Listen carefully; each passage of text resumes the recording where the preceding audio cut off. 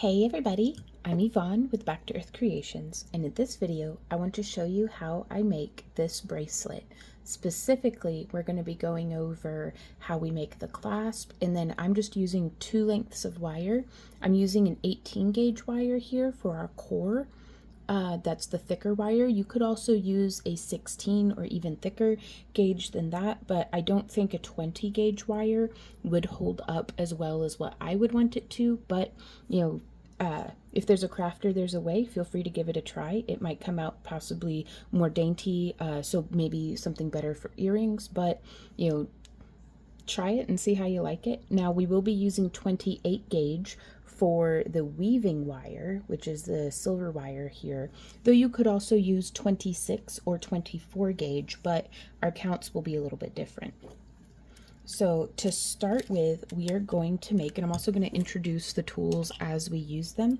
So I'm going to be using first off my nylon jaw pliers for work hardening just a little, but mostly straightening out our core wire. And I'm using enameled copper core wire from parawire.com. This is not sponsored. I just really love their work, like their products. I use it in all of my work. Just about it, because I love that it doesn't turn my skin green and I don't have to polish it. In the colors that I use, I've had great success with like it not wearing off. Finger rings, it wears off pretty quick. Well, it takes like a year, but it will wear off. But for necklaces and stuff, the necklaces that I wear with it, I've been for like 8 or 9 years wearing it a couple times a week, and it's held up great. So, but a ring for daily wear, you might want to go with a sterling silver or something if you don't want it to wear off. So that being said, and I don't have any problems with chipping or anything typically.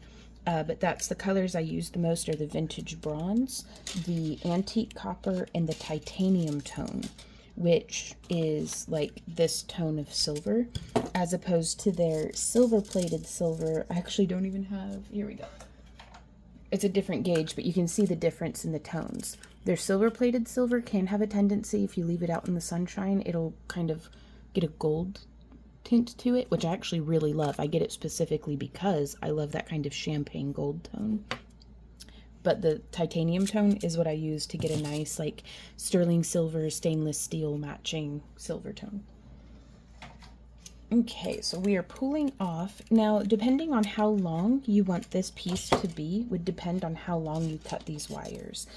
If I'm making an 8-inch bracelet, I'm going to want to cut 2 24-inch lengths of wire, and we'll still have a little bit left over.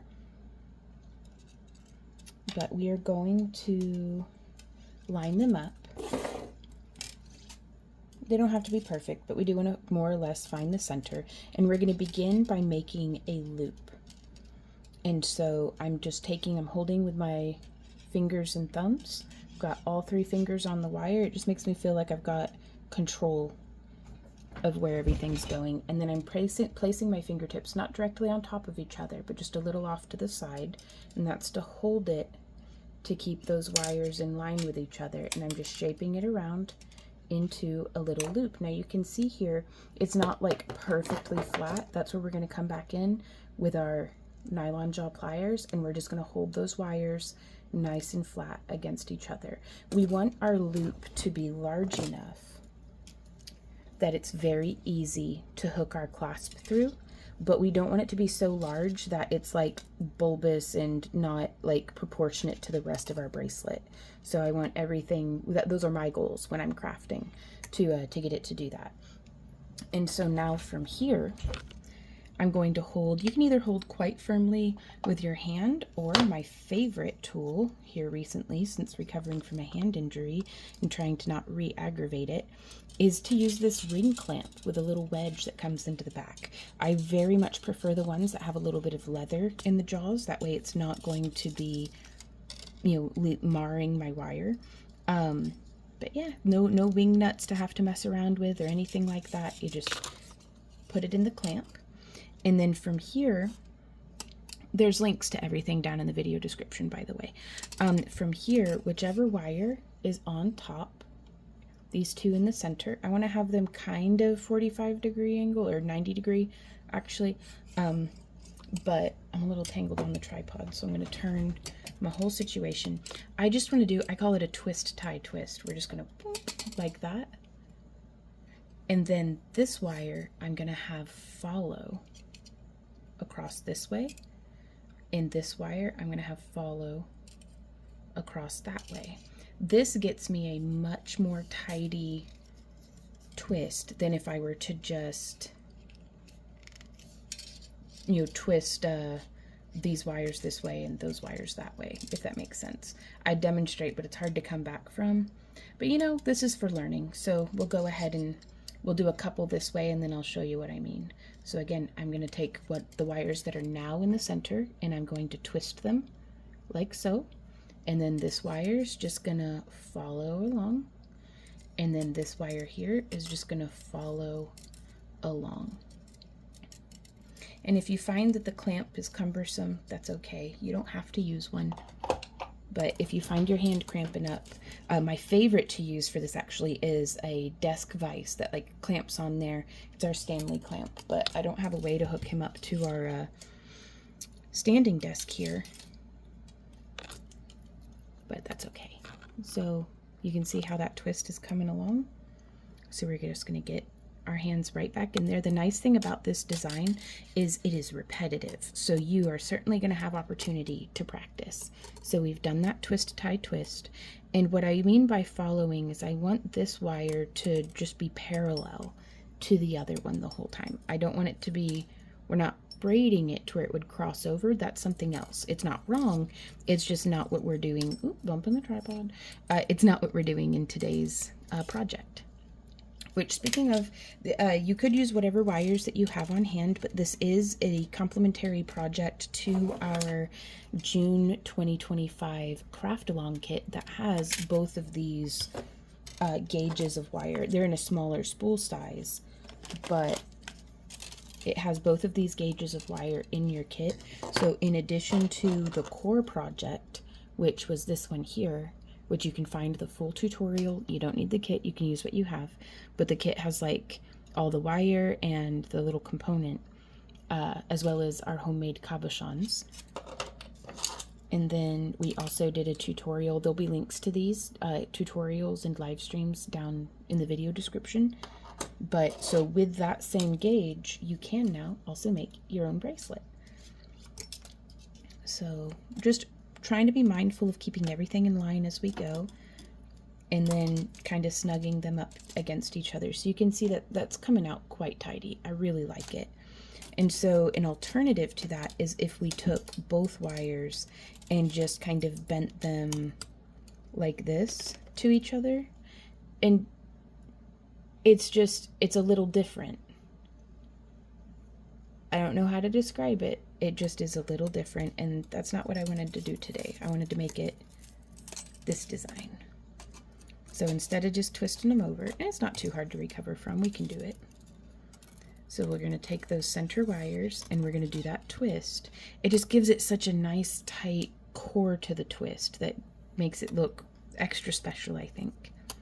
So bending that around that way, and then bending this around this way. Now you can feel free to skip forward in the tutorial. I'm going to do the whole project real time with you guys, except for whenever we get into the weaving, because that takes a long time.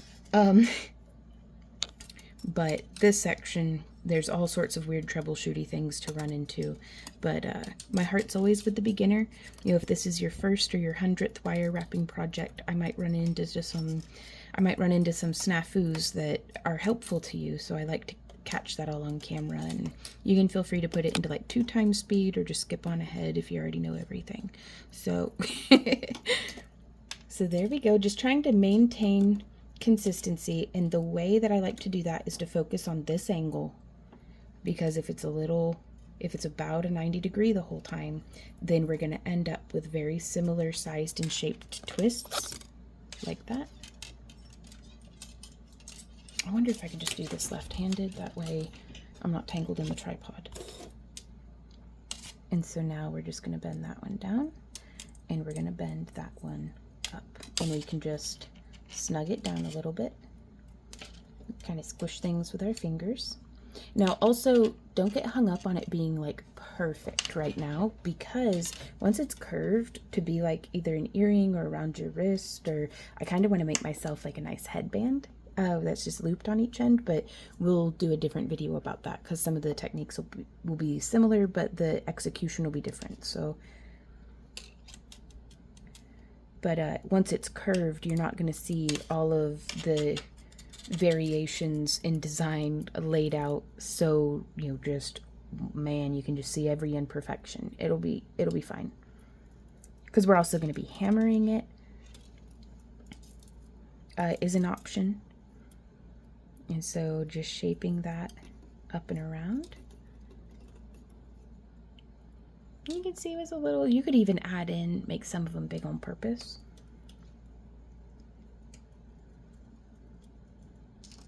But I just want to practice consistency, shaping around and then around. I do like to use my finger kind of behind my work to support it. I feel like it helps it to keep from becoming a little too three-dimensional. I want this to be like a ribbon, like we're essentially making our own gallery wire.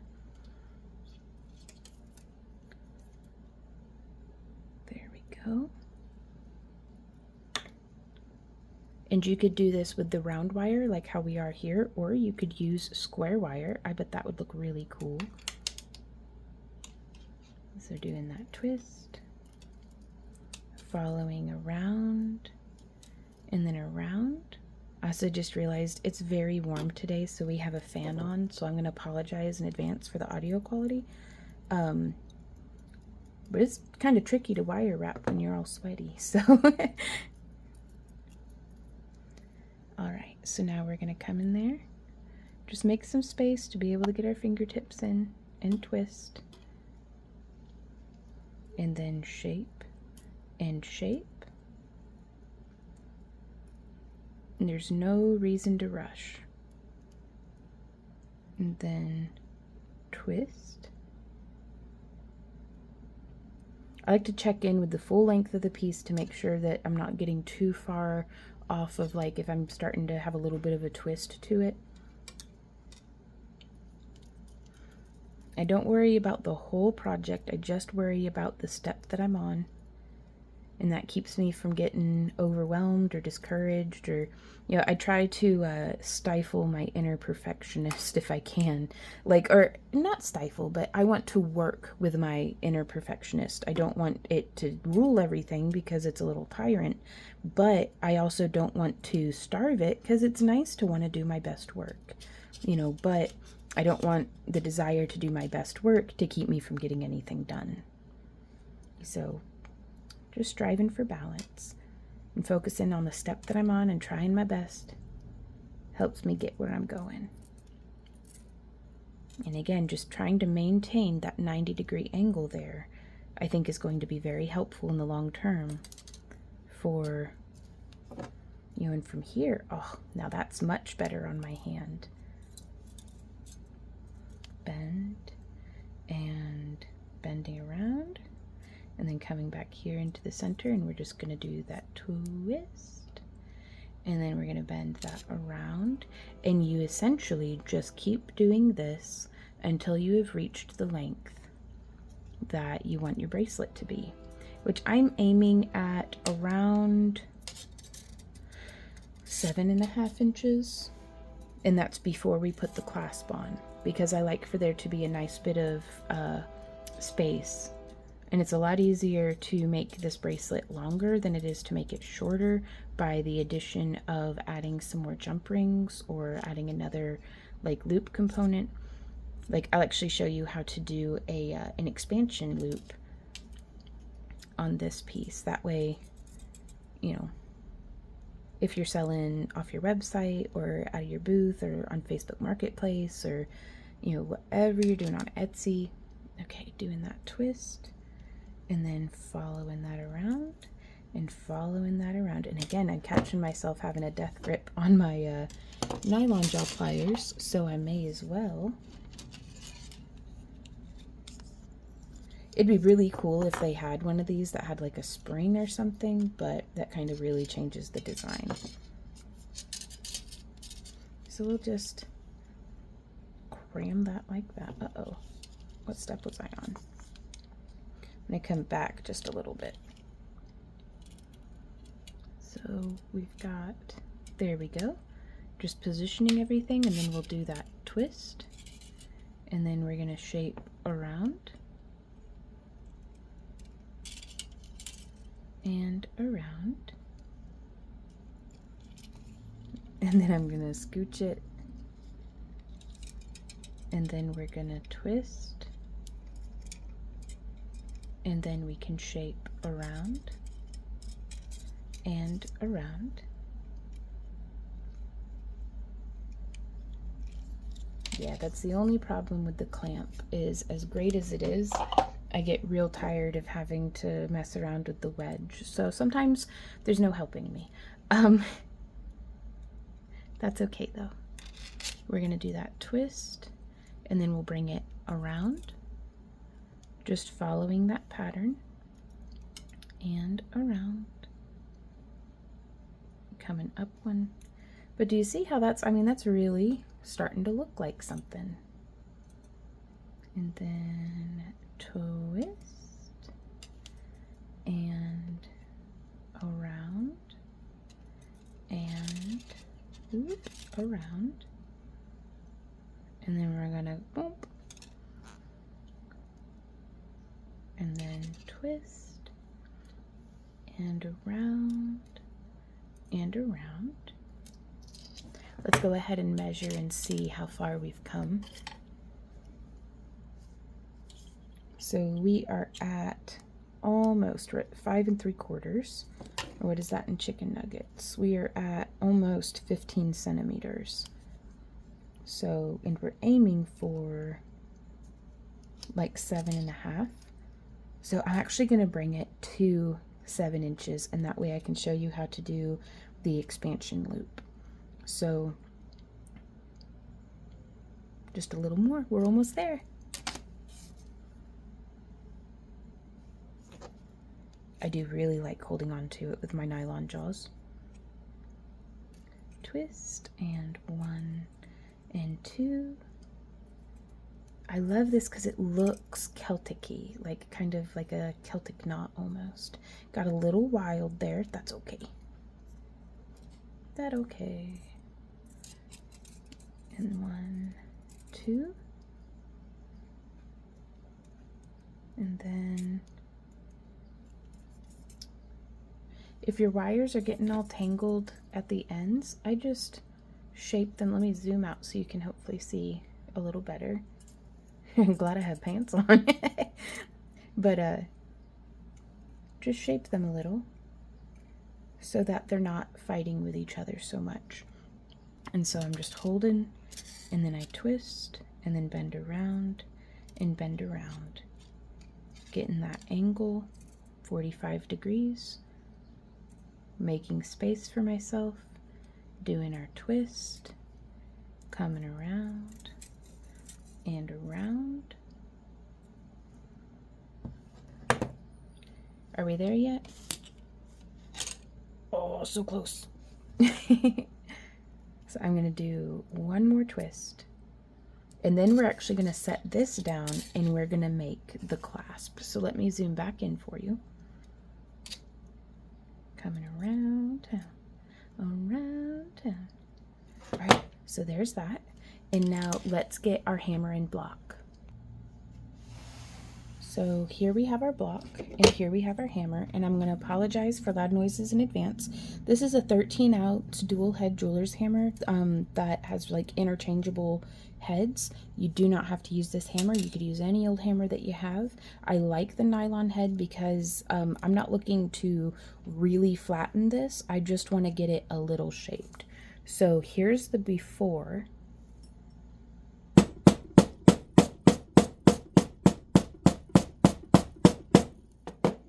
And so if you're able to see the difference between lightly hammered and not at all hammered, And that's it from the side. So it just kind of like mills it out a little into like flat.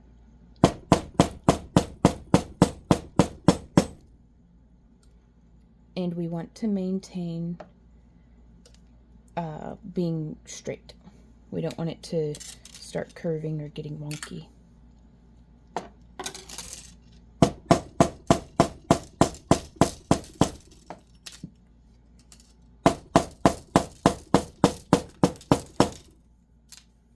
And then just to show how it would look if we hammered with, because for a long time I just used the bottom of one of my cast iron skillets and a house hammer for hammering my work, and it worked okay.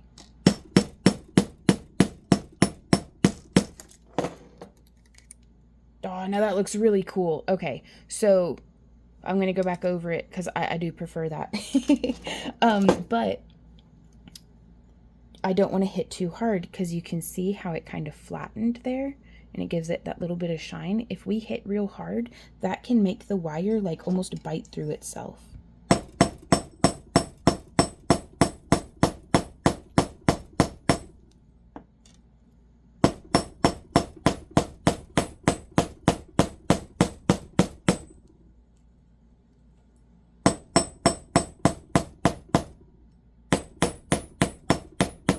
There we go. Just a nice little bit of hammering.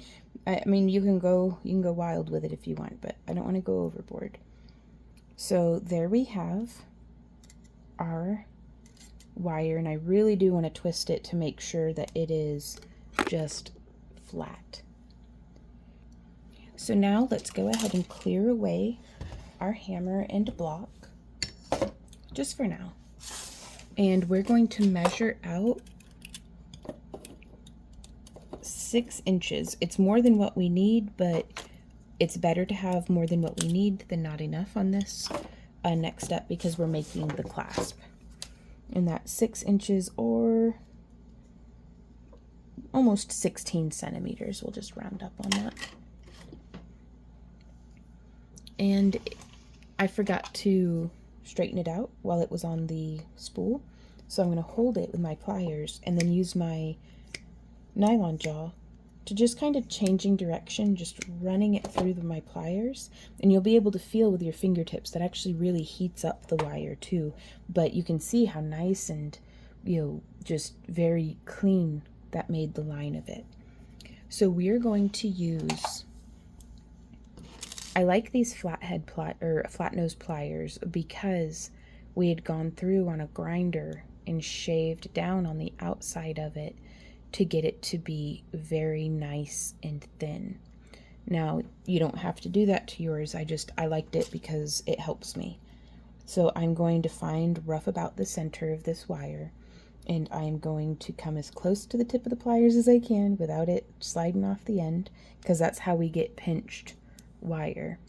And so we could just leave it like this, or I'm going to put it into the jaws of these other pliers, my bent nose, with just a little bit poking out, and then I'm going to come in just here on the side and I'm going to squeeze. And do you see how that made it like very, very snug and next to each other? That's what I'm looking for. And now on this next step, we could use mandrel pliers or round nose. I'm going to show you with round nose because you might not have these, but these are my preference to use because they are not tapered. Now on my round nose pliers, I have a little notch filed into my plier tips, and that's just where I'm going to be working on this, and it helps me to make my stuff consistently if that's my reference point. So I'm just grabbing on the end and I'm going to bend up just a smidge. Do you see how that gave it a little bit of a bonk? And then we're going to come in. I don't want to come in too far because I don't want our clasp to be like massive. I like a nice compact clasp. And this is going to be around the thickest part of my round nose pliers, or if I were using my mandrel pliers, it'd be around like this, the 6 millimeter. And anytime that I'm making loops on my round nose, since they are tapered from base to tip, I just change which side I've inserted from, and that way I can make sure that the curve is the same on both sides, is my goal. So now we have a very nice kind of big shepherd hook clasp. I'm actually going to size that down just a little more, because again, it doesn't need to be huge. There we go. Because anything that protrudes out whenever my wrist is on the desk and I'm like typing or crafting or something, that will be pressing into my hands. And now from here, I'm just going to hold on. You could use your fingers or your nylon jaw pliers here to just hold like that. And I'm going to come just a millimeter or two past where the tip of our clasp is. And we're going to bend one side out and the other side out as well.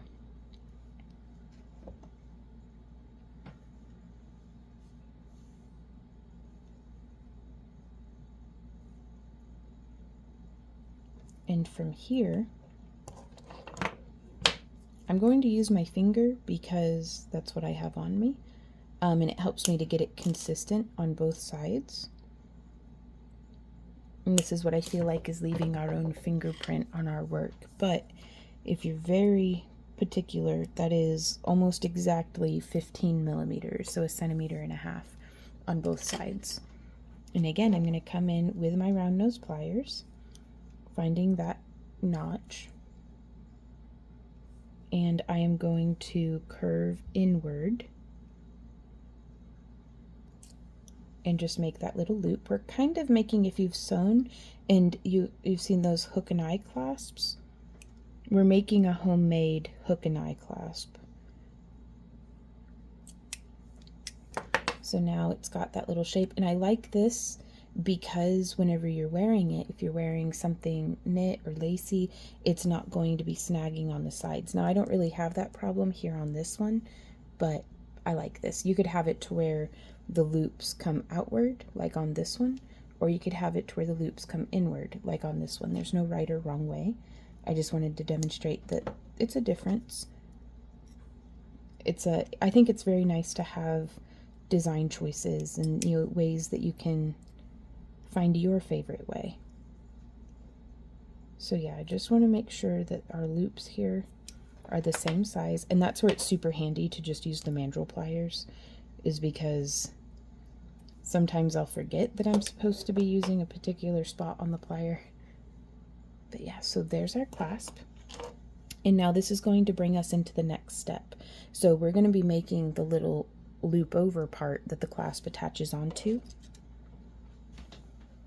And to do that, I'm going to come in here, and I'm just holding with my fingers, but you could use a clamp or something as well. And I'm just going to bend these wires up. And now this is where I would recommend using either a stick mandrel or my mandrel pliers. I'm going to use my mandrel pliers, and I'm just going to hold it right there on the smallest loop, which is like 3 millimeters, I think. And I'm going to bend our wire up and over.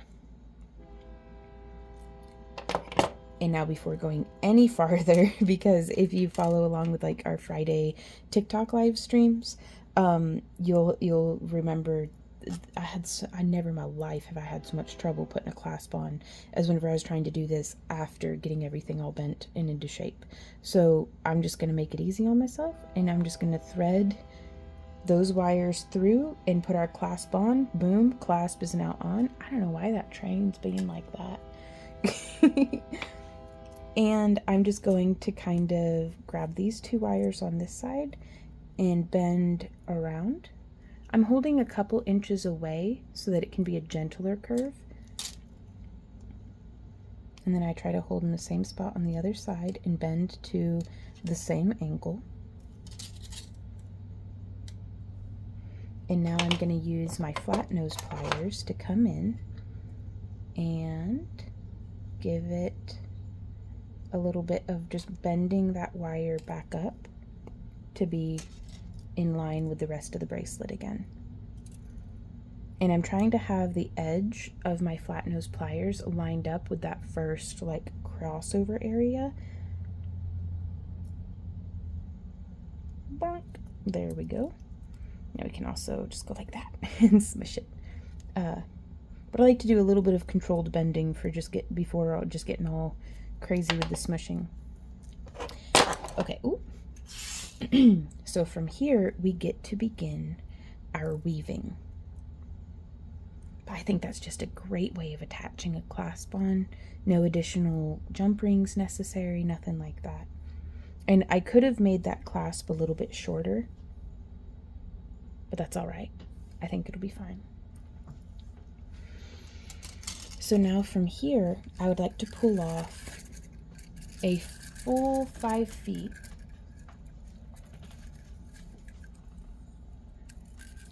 Oh, let's actually, I'm going to do 8 feet of our 28 gauge wire. It uses quite a bit, and I don't like having to splice new wire in. And we're going to do 2 lengths of that, which can seem like quite a bit, but you can do it, I promise. It's going to get complicated if you've got a cat around who likes wire, but totally worth it. So we're going to, this is the outer wire, and this is the inner wire.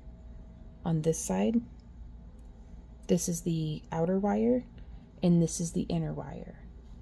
We are going to be doing 10 coils on our inner wire on this side, and to do that, I'm just grabbing it and giving myself just a little bit of tail to hold on to. And I like to put the rest of those wires just behind my hand so we can coil freely. There's 2, 3, 4, 5, 6, 7, 8, 9, 10. I do aim to be consistent about the, ½ inch or so that I give myself as tail wire, because then we can just twist that in and we don't have to count how many coils we're doing. It'll come out more or less the same. So you can see I've twisted those down a little, but it's kind of poking out weird. So I'm just going to get my bent nose pliers in there and cinch that down. I'm just gripping the wire enough that the pliers can move freely, but it's just burnishing it, just rubbing it in really. And now we're going to slide this down, all the way down, boop, to where our bend is. I want to make sure that there's no little pokey bits or anything, because now it's easier to fix that now than it is to try to fix it later. And so from here, I want to go around both of these wires. We're going to go 1 and 2, and that's going to kind of be what initiates our weave. Sorry for any blurriness. If you've recorded a tutorial or a video or a TikTok before, I'm sure you can empathize with the struggle of staying in frame and getting the camera to like look at what you want it to look at. Basic stuff. And I am going to, from that second wrap, come from underneath, because I want it to be, do you see how that goes around both without any crossing in the center? I call that a ladder stitch because it's just like the rung of a ladder. We're going to do a figure 8 here, to where it just wraps around our center twist wire. There we go. And I'm aiming for that to cross over right there where it twists. And so we'll just do it the once. And you can see it's come and it's going to figure 8. So it's coming from behind. And I'm going to kind of position this wire just like how we did before. I want to keep like an inch or 2 of it nice and parallel, but then we can just gently curve that out, and it's going to make it so much easier for us to insert our weaving wire if we have like lanes established. Okay, so we're going to come up and in between. Now I like to do 5 coils around that innermost wire, 2, 3, and I'm just coming up in between them, and then down 4 and 5.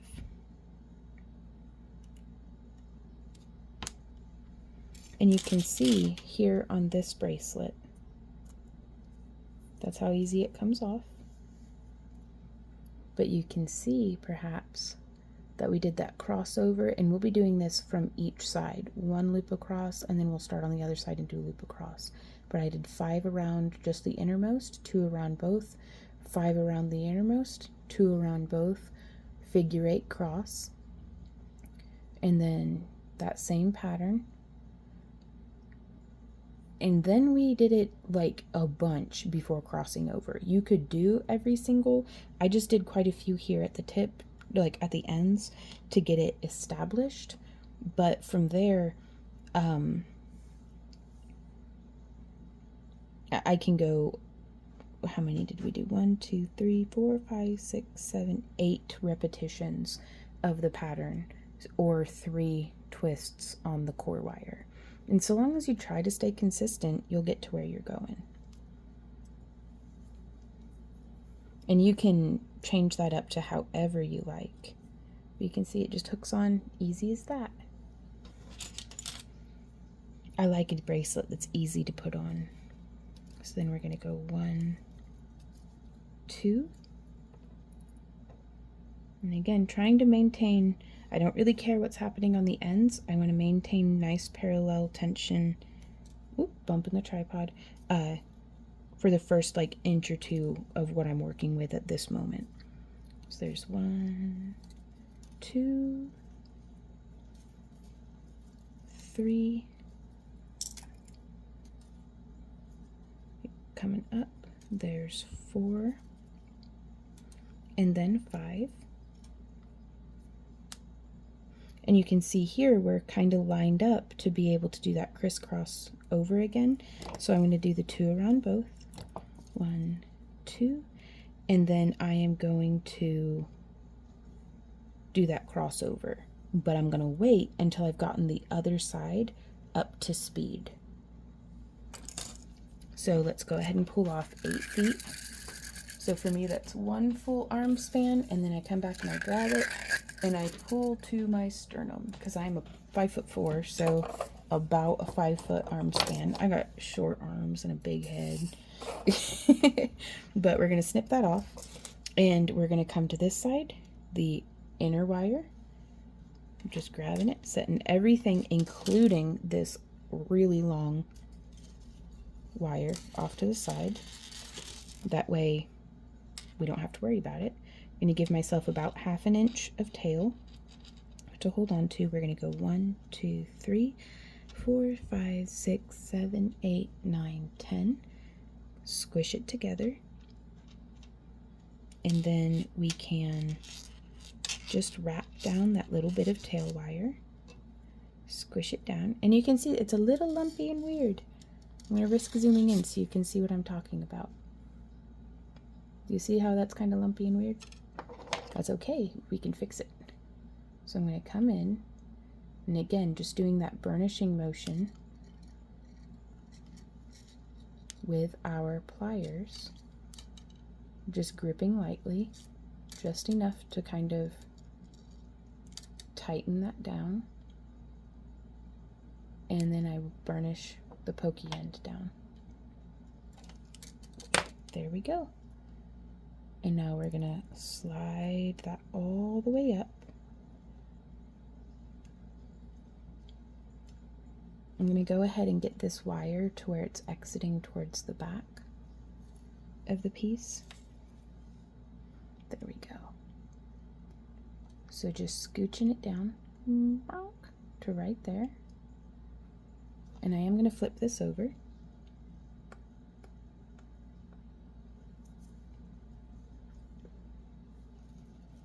Ooh. I was standing on my wire. All right, here we go. I realize I've been out of frame a bunch, but I'm gonna do my best. So this is now from the back side.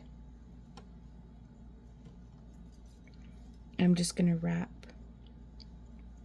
once around both, and then twice around both. Then we're gonna wrap how the wire's exiting towards the back. We can check from the front and make sure it's looking good. That's looking pretty good. We're just gonna come around our center wire. This is why I've done it before crossing over again, so that we can actually fit that right there and it's not like a mess. And we want it to be a figure 8, so we're bringing that wire behind those two. And then we're going to wrap, let's get it a little bit more parallel, 5 times around the innermost wire. So there's 1,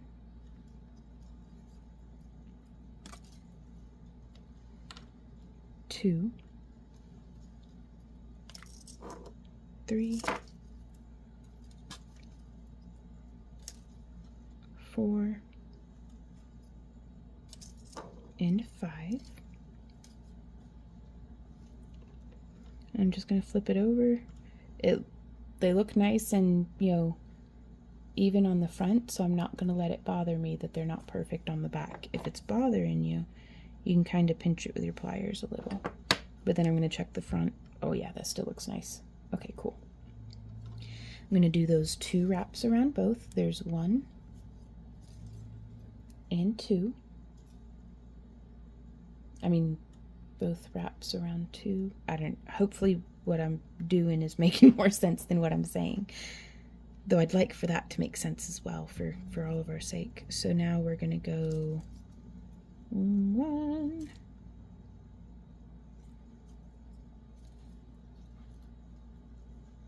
2, 3,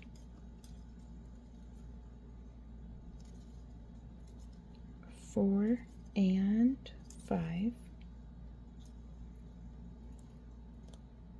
Give it the old squishy smush.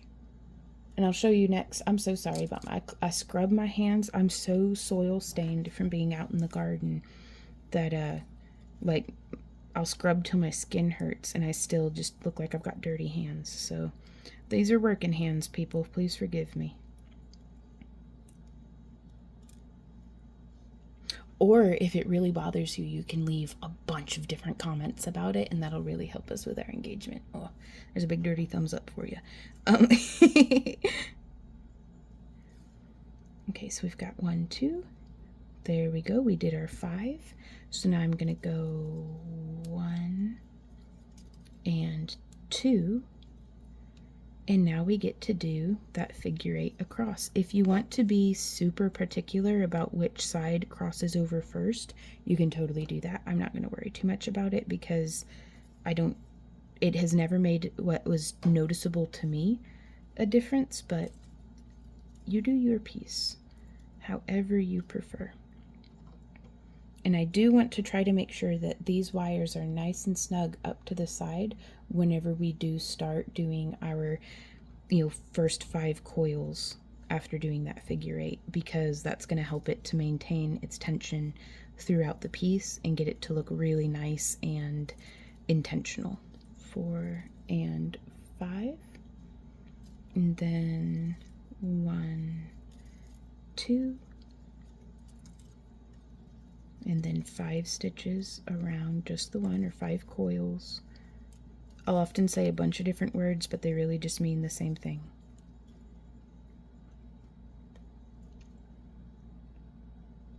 And so again, we did 1 with 5, 1 with 5, and then 1. So we did the 5, 1, 5. Huh. Oh yeah, okay, I shouldn't have counted that one.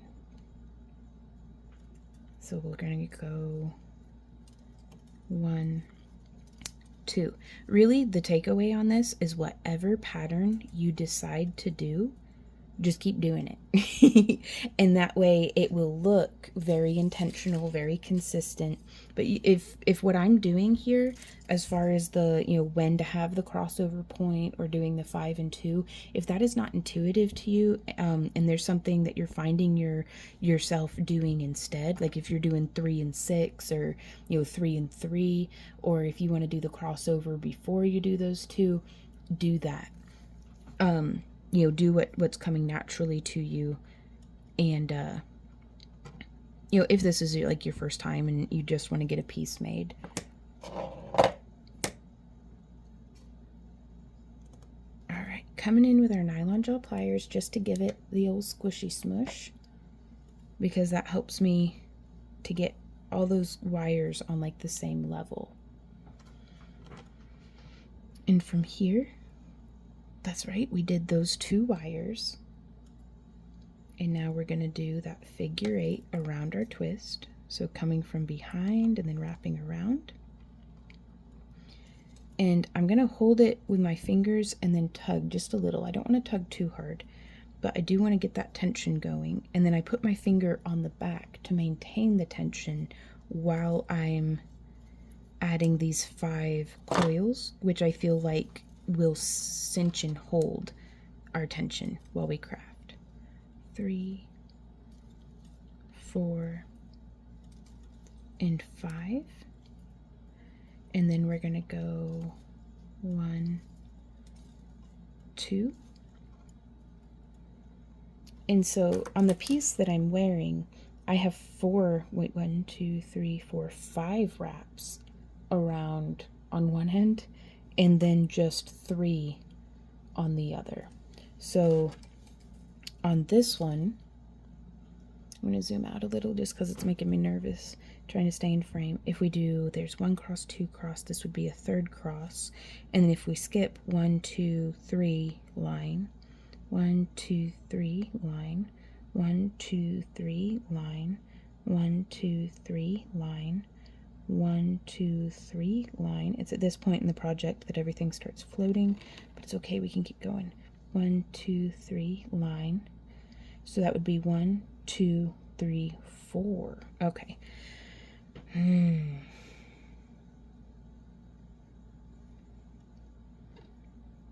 I think that'll be fine. If you're real particular, you can try to like count, like maybe if I had done 1 more twist or something, or 1 less twist, it would have come out perfect. I think it'll be just fine. So that's just me though. You do your project. 2. So this one will be ready to cross over. So we're going to go ahead and do the little coils on this side. I'm going to see if I can zoom in just a little, like midway. So there's 1, 2, 3, 4, 5, and then we'll go wrap around both twice. And this is when we would do the crossover again. So coming around for that figure 8, maintaining our tension, kind of squishing with the back of my fingernail to get that wire in kind of nice and close. And then we're going to go 1, 2, 3, 4, and 5. And now I'm going to go ahead and do, our segment of 8. Okay, so I jumped ahead a little bit in the project. And this is where I would point out if you're using, I'm using a 28 gauge. If you're using a 26 gauge or a 24 gauge, your count of stitches is going to be different than mine. So if I'm working with a different gauge and I don't know how many stitches to do, I'm just looking at, on this first section, keeping things as compressed as possible, because if there's any looseness between your weaving here, whenever we shape it around to make it into a bracelet, will get spread, and it will, it might spread inconsistently. So if my tension is inconsistent, that spread might be inconsistent. So that's why I tend to just smush the heck out of it. And if you don't want to use your fingernails for that, I like to use my pliers, where I'm gripping the wire tight enough that it's going to catch the weaving wires, but not so tight that it's, can't slide it. So, and then I just slide it and catch that edge and just compress all my weaving that way. And so with the 28 gauge, but yeah, I weave as compressed as I can until I get to where I wanted to be. 1, 2, well, I guess that'll be on the 3rd crisscross. So if that's 1 crisscross, 2 crisscross, 3 crisscross, because you could, gosh, y'all, this would be really cool, but you could go through the eye of the loop if you wanted to. If I had made it mine where the eye were a little bit larger. So that might be a really cool variation to do in the future. Let me know in the comments if you want to see more variations of this design, because that'd probably be something. I do the clasp the same, I do the loop the same, and I'll just make like a short form video that just shows the different weaves to kind of hopefully inspire y'all farther to get to crafting. Because sometimes, man, when I'm in a crafty funk, blah, like it's just the worst. So I'm gonna rotate, or nope, do I flip it? I don't know. What was I doing? Were we flipping or rotating? I guess I'll just flip it. Okay, it's been a minute since doing that, so I just want to make sure that I'm maintaining consistency on the front of our piece. So we've brought this around. We have those two wraps, front and back. I'm going to zoom back in just a smidge. And we'll come around. This stage of the bracelet is my favorite for like plopping down somewhere comfy with a cup of something good to drink and just watching like some nature shows or something while I keep my hands busy. And so maintaining that tension, getting that in nice and parallel. Did we wrap it around correctly? We did. It's nice and figure-eighted. And so now we're going to go 1, 2, 3, 4, and 5. And that is something that I like about this weave because it is the same from the front and the back.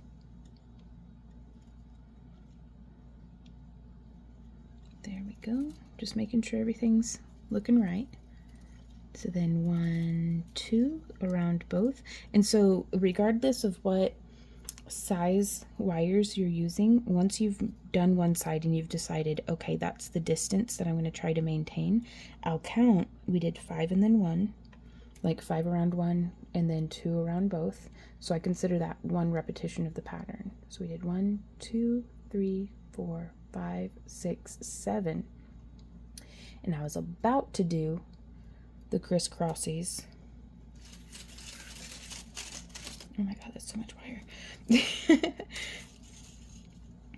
To finish the pattern. So that's 8 solid repetitions before I go across.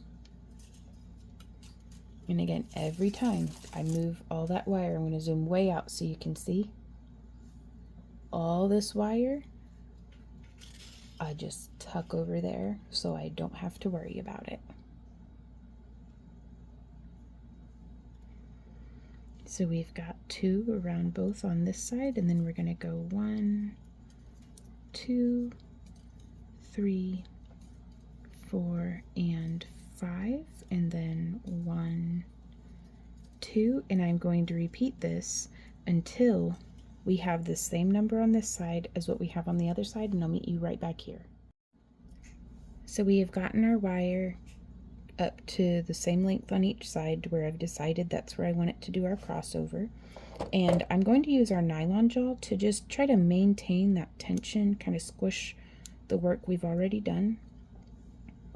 And now I'm going to bring this wire in to make sure that it's parallel. And we're going to do that figure 8. And what I do is I line it up. That tension's where I want it. I'm placing my finger on the back and then wrapping this around until we're right where we want to be. And then I'm going to do our 5 coils. There's 1, 2, 3, 4, 5. There we go. And then I'm going to go ahead and just flip it, move that wire off to the side. So we have those 2 around both. Double check. It never hurts to double check that, yeah, that's the correct number of stitches. And then we're just bringing that around.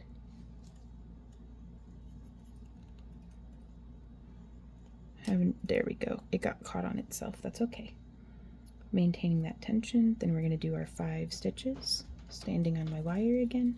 There's 1, 2, 3, 4, and 5. And now I will repeat this repetition until we get like to down here. I'll meet you guys back here, and if I have any hang-ups along the way, I'll be sure to pause it. Now, if I were to run out of wire, or if my wire were to break,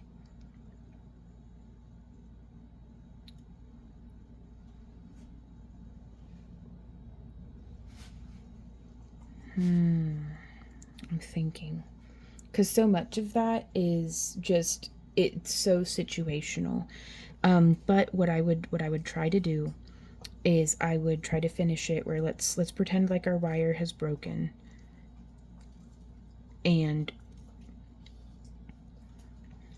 I'd want to backstitch to a point where I've got 2 or 3 coils like that. Do you see how that is? So do you see how I have the 2 wraps and then the 3? If that's where my wire had broken off, and this is how much I love you guys.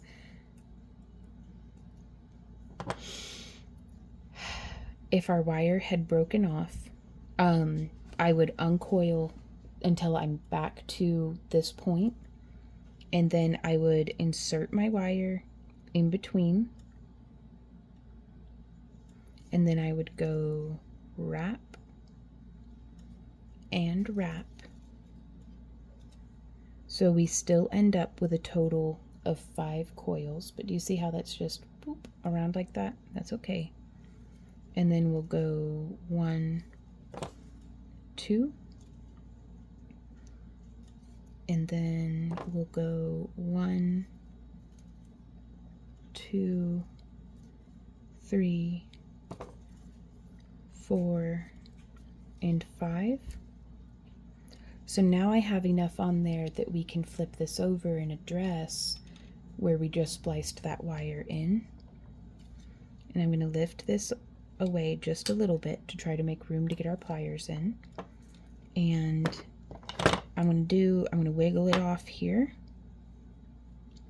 Just grabbing the wire and wiggling back and forth until it breaks off. And then on the part that we had snipped, or where the wire had, pretend, like where a pretend break was, I'm just going to try to burnish that down a little bit. Now I want to make sure that I do that without goobering stuff up, but sometimes that's tricky to do. And if that's the case, then we'll just flip it over. I mean, ideally, we just never break our wire and never accidentally cut off not enough. But that's not how it goes typically. These things happen, and that's okay. Oh man, that's all jank. What happened? I don't know what happened. I smushed it too hard. I smushed too greedily and too deep. Okay, I'm wandering all over the place. So yeah, just trying to get that wire tucked back up. I might wait to do the wiggle break off until after we had already smushed the cut end, just so that it doesn't shift around on us. So then we'll just slide that back down. That is not perfect, but it's better than, having to start the whole piece over, perhaps. And then there's 1, 2, and we just go on with life. Sometimes wire breaks. That's just how it be. 3, 4, and 5.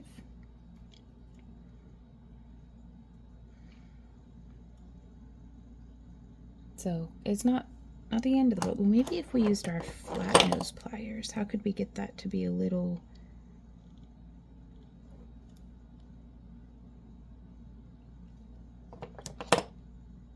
Well, there we go.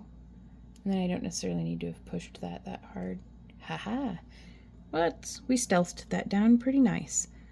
And so yeah, then we would just continue on as though it never happened. So good luck, you guys. I'll meet you when we get down here to the end.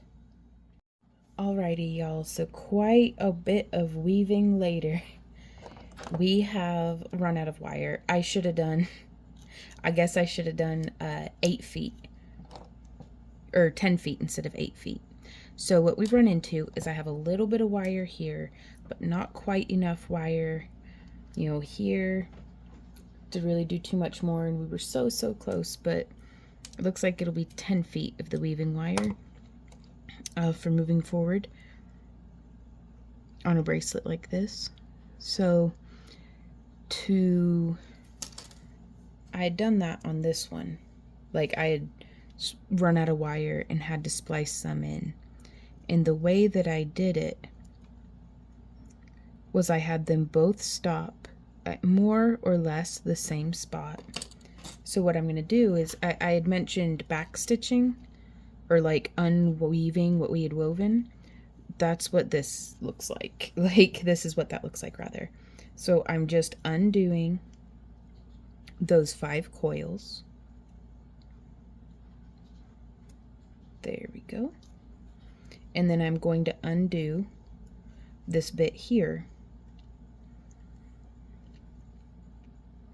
And I think I'm going to undo, yeah, I'm just going to have it where that 5th coil, where we would have done the 8th wrap, because we've got 1, 2, 3, 4, 5, 6, 7, where we would have done the 8th set of 2 around both before figure 8ing across.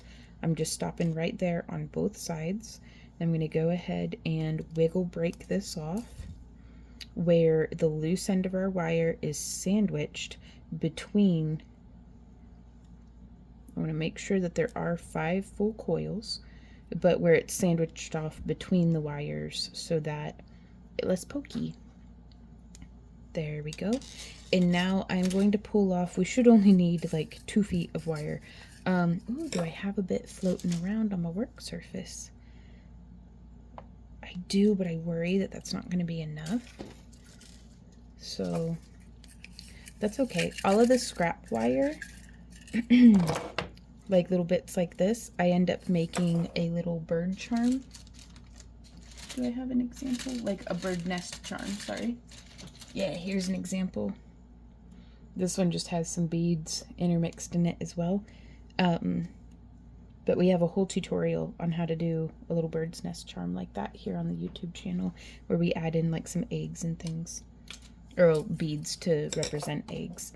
Okay, so we have 2 feet of wire. I'm going to bring, actually this is closer to 3 feet, I'm going to be honest with you. I really don't want to have to splice more in. So we found the center. I'm squishing those back nice and compressed. I'm bringing the center of our wire, that loop, just around right here. And I'm going to go ahead and just wrap twice.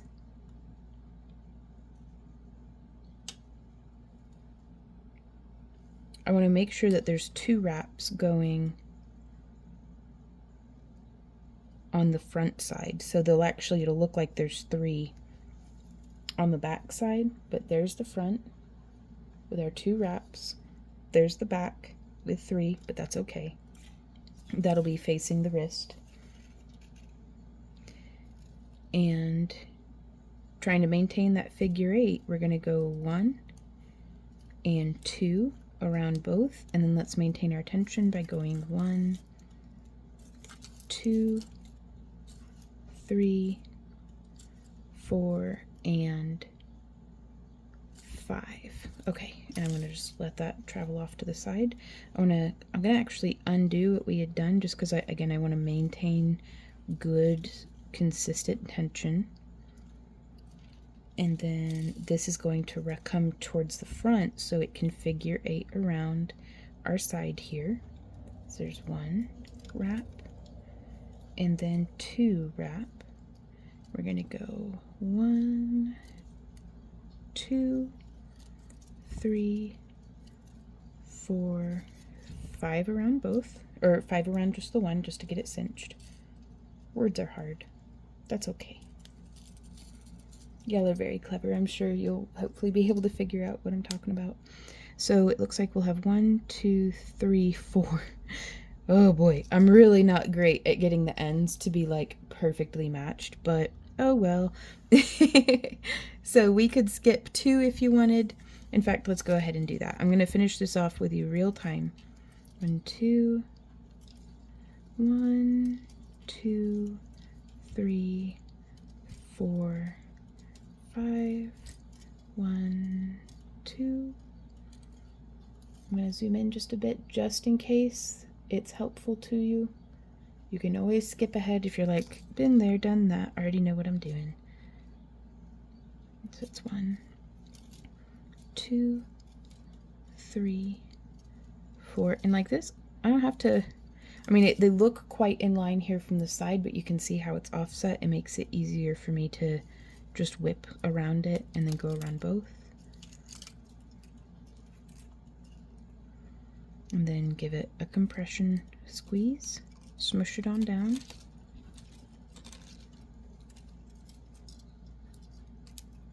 And there's 5. And then let's see.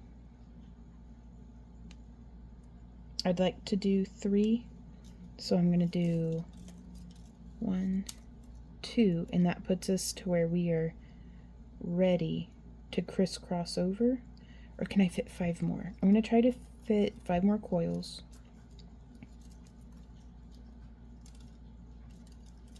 Just because I'd really rather it be super snug than kind of loosey-goosey. So finishing off on the 2 wraps, and this is where when we're finishing up we just make the best decisions that we can about what we're doing at the time. It's creative problem solving. There's no right or wrong way, there's just the way that it gets done.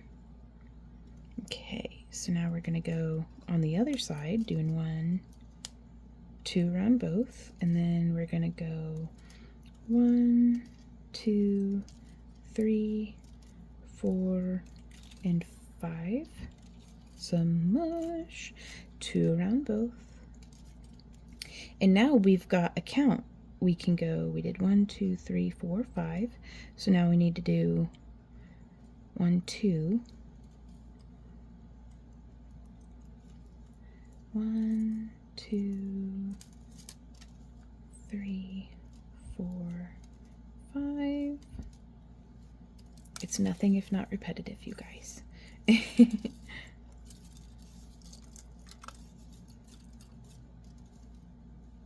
But yeah, I really like just bringing it up and then bringing it around.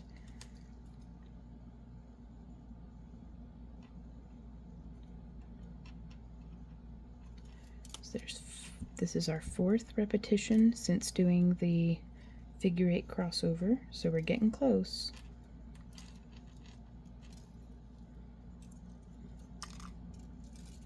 All right, smushing it down, we're gonna do 1, 2, and then we're going to figure 8 around, and then we're going to secure it with the 5 coils. 2, 3, 4, 5, and then 2 around both. 1, 2, 1, 2, 3, 4, 5.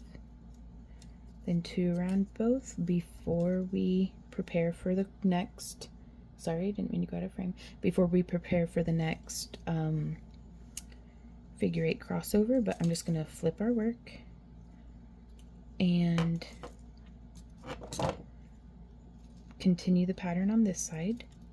So yeah, figure 8 around, 5 coils, 1, 2, 3, 4, 5, 2 around both,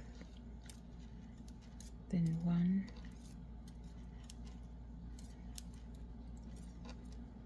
there's the 5th wrap, and then we're going to do 2 around both in preparation for a smushing, but then the figure 8 crossover.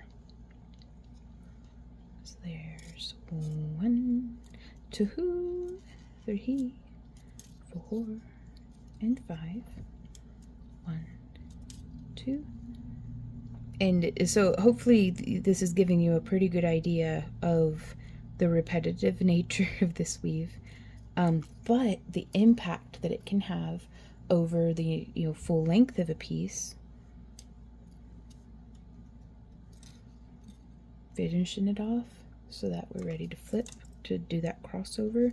But I really like not having to hand sew, through with the wire through a really tight area. I like having these ends open for as long as possible through the duration of a piece. So there's 1, 2, 3, 4, 5. We're getting real close to the end, and this is really exciting. 2, 3, 4, 5, and then 1, 2, and now we're going to do our little crossover. Womp. And we're going to finish it with 10 coils.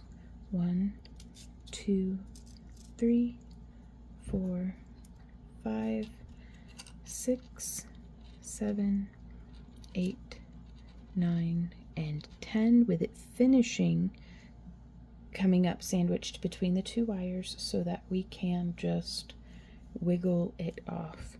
Shout out to the TikToker or YouTuber, whoever it was, I can't remember their name, that I saw that in one of their videos and I was like, oh my gosh. And I've seen it a couple of other places as well, but it's so wonderful. Thank you to everybody who makes videos and shares like the behind the scenes of how you make your work. Like, it's really wonderful to get to learn from y'all as well.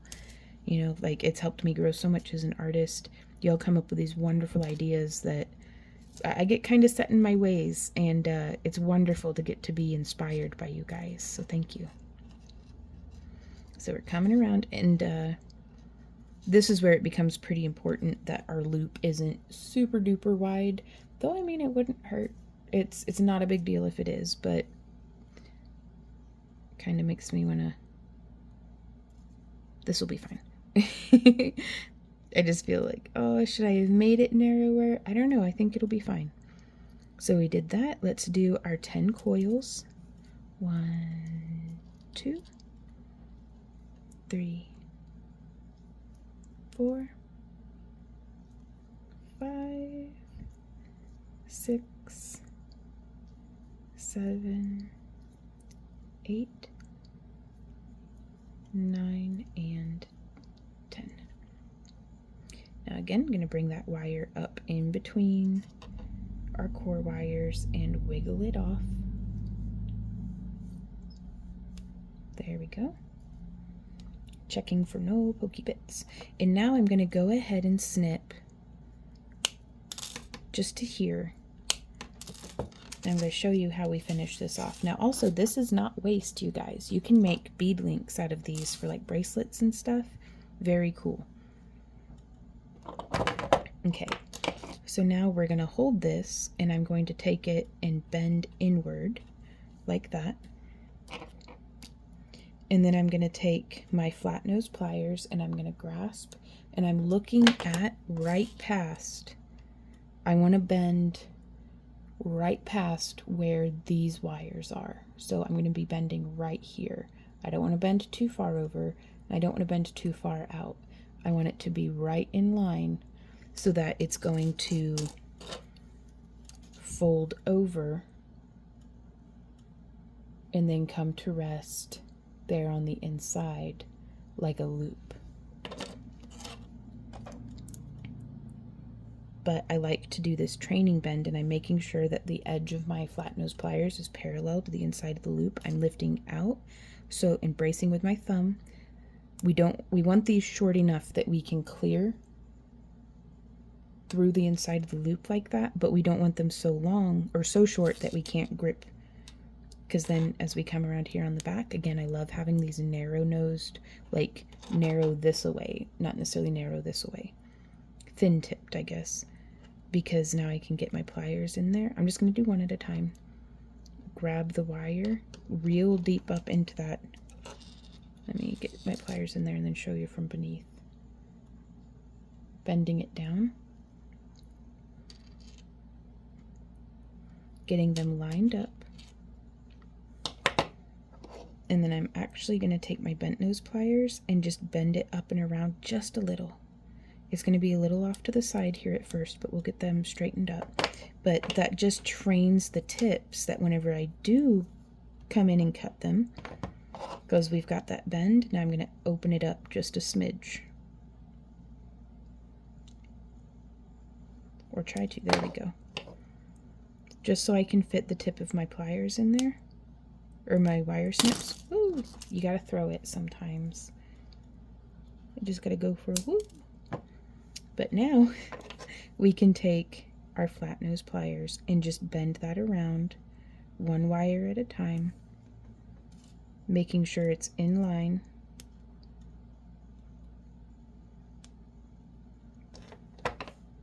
And that's how that looks. And when in doubt, give a little smush.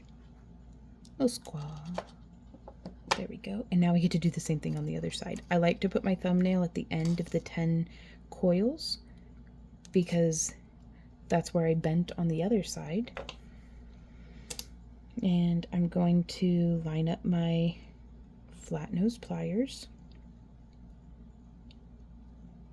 And I'm going to lift up just a little to make space so that we can then bend to clear.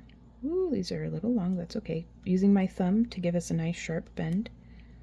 We made it through, so we'll press that back down. Insert our pliers, bend, and bend.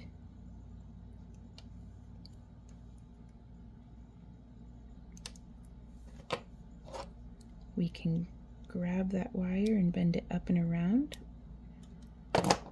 and then open it back up just a smidge.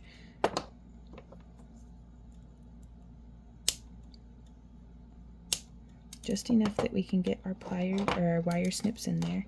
And then we're going to come in. This is a good angle. You can see I'm just going to squish that down. Hopefully it's a good angle at least. And then we're going to smush that down. Just like that. Just tweaking those wires just a little bit so that there's no pokey bits protruding. And that is how we finish the end. We can come in with our nylon jaw pliers. They're not as perfectly symmetrical as they could be. That's all right. Like, that'll happen. But there's always something to refine for next time. And just a word on self-criticism. I think it is good to want to do our best work, and it is healthy to, there is a way to have a critical eye of your work without just tearing yourself down.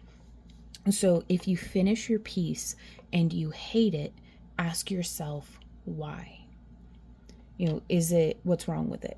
Did your wire chew up or get chewed up by your pliers? You know, are your hands really hurting so you didn't even have fun making it? You know, did the clasp come out a little weird and you don't, you know, it's too long?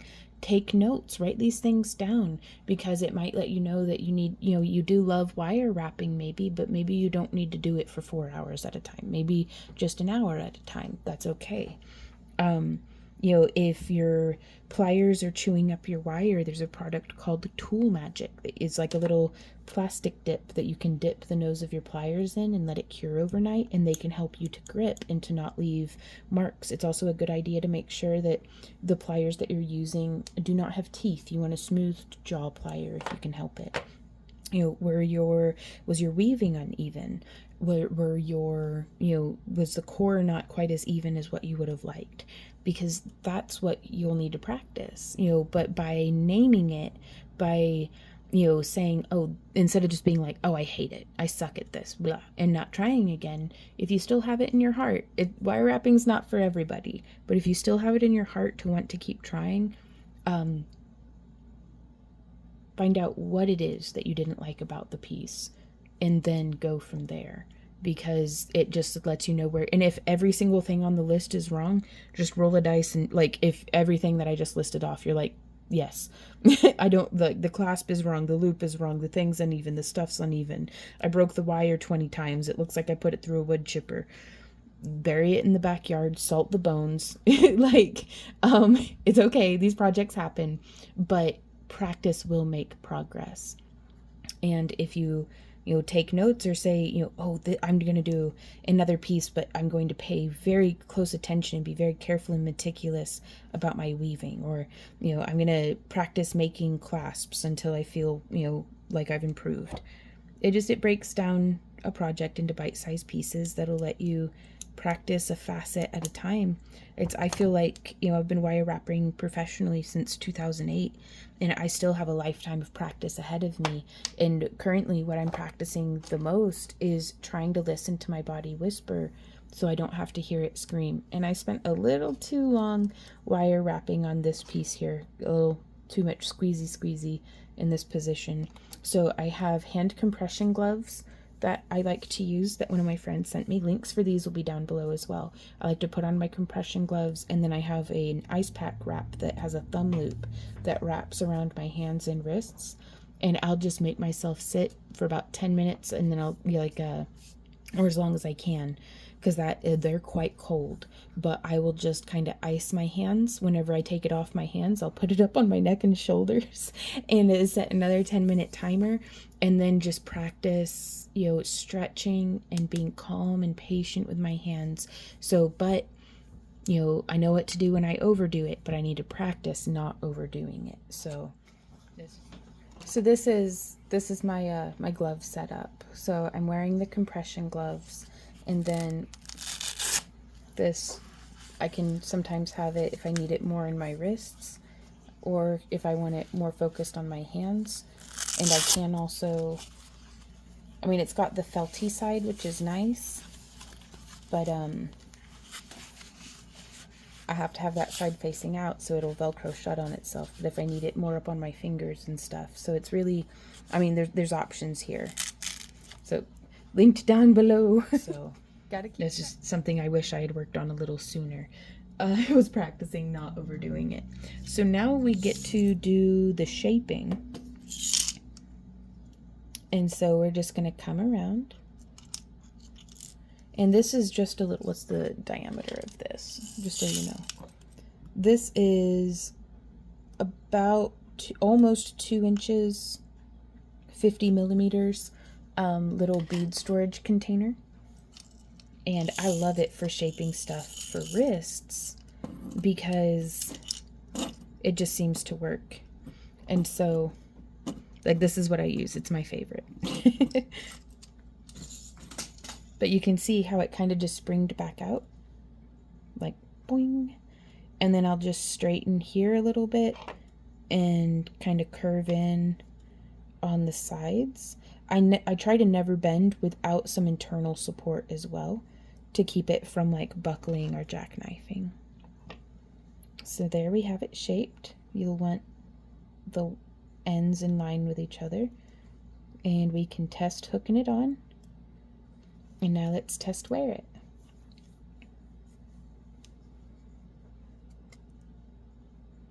And just bring them in together like that, and it hooks right on.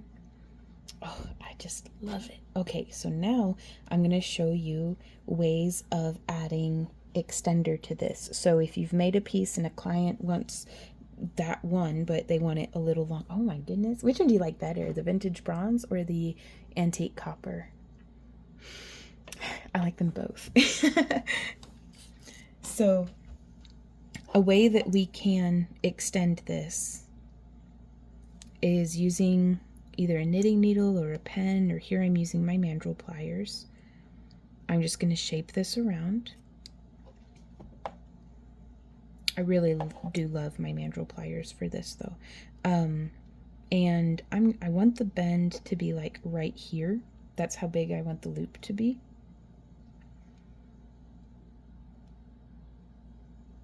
And we can just shape this. You could use your fingertips, or we can come around and just grab that wire. Whoop, and there we go. Let's just squeeze it down like that and encourage the loop, and we can flip it so that we can access it easily from this side. So we'll just take it, kind of bending.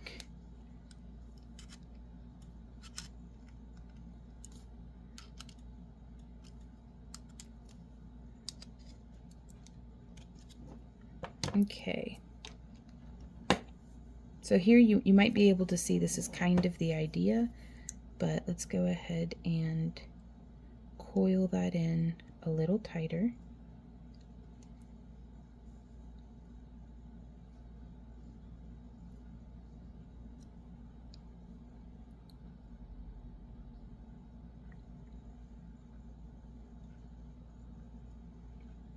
And I'm going to try to make sure that it's lined up again. Just before we snip anything. So now holding on to this, but coming in with our pliers, I'm going to give it just a little bit of a bend. Do you see how that did? And now I'm going to come in and I'm going to snip just right in line with the wire, because I want this to be a nice closed loop when it's done. There we go. And this is wonderful because I'm able to make this with literal scrap wire. Okay, and now I'm going to open these loops as though they were jump rings. So just bending them both off to the side like that. And then we're going to hook through and hook through. And you might need to open the little loop a little farther. I love my bent nose pliers for this. They're so good at getting in at weird angles. And the more you practice, the more your pliers will become an extension of yourself. But yeah, so that's, I need to kind of reshape it a little because it became a little distorted. That's all right. What we can do is we can put, this is going to be pretty cool. I wonder if this is going to work. The bracelet doesn't have to be in line, but I do want to have the pliers in line with themselves. Are we in frame? Yeah, a bit. So I'm just forming this, grabbing the loop and bending in, and then I'm just going to squeeze a little. Again, trying to keep them straight. That way it's a little bit of like a horseshoe. Oh, I love that. Okay, I'm going to do a little bit more tweaking. Make sure that loop is nice and closed. And yeah, that's how you can add an extender. Or you could do 2 jump rings attaching to an additional ring. You could, oh, I bet we could do a little bit of the weaving. But I hesitate to do weaving. I'd want to leave this section of the wire bare if we did a double layer. I'd want to leave that section bare. That way the hook will behave smoothly. Oh no, I don't know what happened right there, but one of our wires broke coming across.